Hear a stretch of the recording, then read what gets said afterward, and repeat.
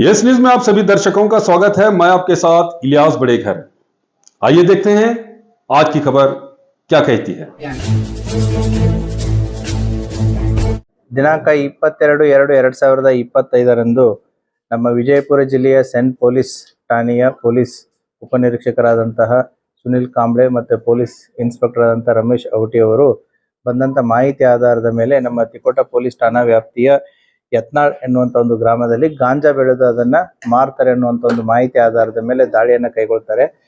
ಅಲ್ಲಿ ಹೋಗಿ ನೋಡಿದಾಗ ತಿಕೋಟ ತಾಲೂಕಿನ ಯತ್ನಾಳ್ ಗ್ರಾಮದ ಒಂದು ಜಮೀನಿನಲ್ಲಿ ಮೆಕ್ಕೆಜೋಳ ಮತ್ತು ಕಬ್ಬಿನ ನಡುವೆ ಸಾಕಷ್ಟು ಗಾಂಜಾ ಗಿಡಗಳನ್ನ ಬೆಳೆದಿರ್ತಾರೆ. ಸುಮಾರು 228 ಕೆಜಿ ಹಸಿ ಗಾಂಜಾ ಗಿಡಗಳು ವರ್ತು 79,80,000 ವರ್ತು ಗಾಂಜಾ ಗಿಡಗಳಾಗ್ತವೆ.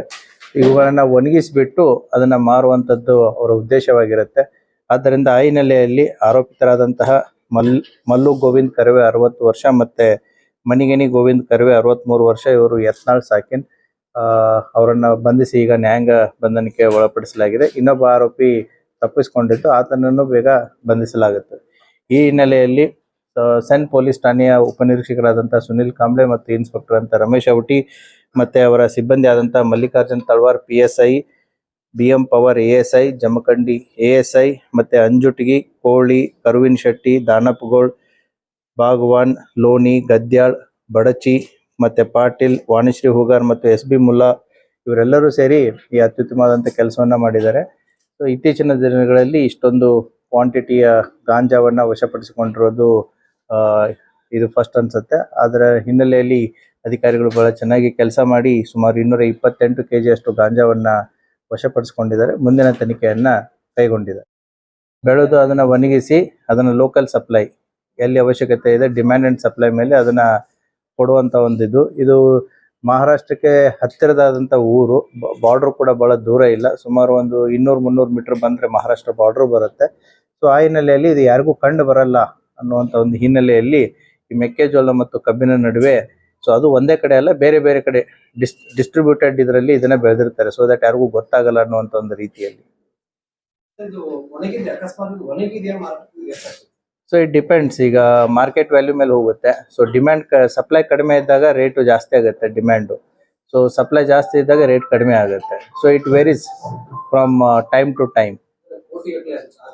ಇಲ್ಲ ಕೋಟಿಗಟ್ಟಲೆ ಏನಿಲ್ಲ, ಅದು ಒಣಗಿದಾದ್ಮೇಲೆ ಅದ್ರದ್ದು ಕ್ವಾಂಟಿಟಿ ಬೇರೆ ಆಗುತ್ತೆ. So based upon the approximate price ಏನಿದೆ ಅದರ ಮೇಲೆ ಒಂದು ಅಂದಾಜು ವೆಚ್ಚವನ್ನು ನಮ್ಮವರು ಮಾಡಿರ್ತಾರೆ. ಇಲ್ಲ, ಇದು ಫಸ್ಟ್ ಟೈಮ್ ಅಫೆಂಡರ್ಸ್ ಅವರು. ಸೊ ಈ ಹಿನ್ನೆಲೆಯಲ್ಲಿ ಮುಂಚೆ ಯಾವುದೂ ಪ್ರಕರಣಗಳು ಅವ್ರ ಮೇಲೆ ಬಂದಿಲ್ಲ. ಸೊ ಇದು ಬೆಳೆಯಲ್ಲಿ ಬೆಳೆದ್ರೆ ಇದೇನೋ ಗೊತ್ತಾಗಲ್ಲ ಅನ್ನೋಂಥ ಒಂದು ರೀತಿಯಲ್ಲಿ ಮಾಡಿದ್ದಾರೆ.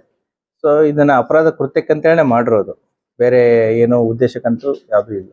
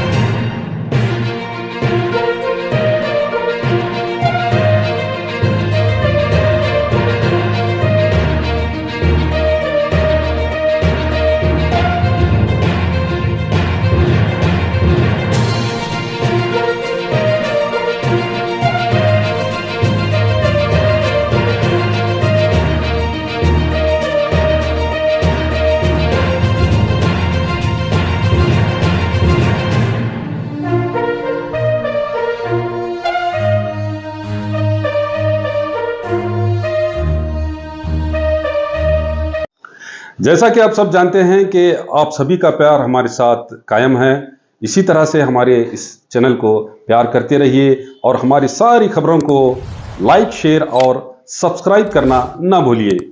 हमारा यही मकसद है कि आपको हर खबर जो है, जैसा है वैसा ही आपको हम दिखाते रहेंगे, ना किसी का पक्ष लेंगे, ना किसी के विरोध में जाएंगे। हमारे कदम सच के साथ।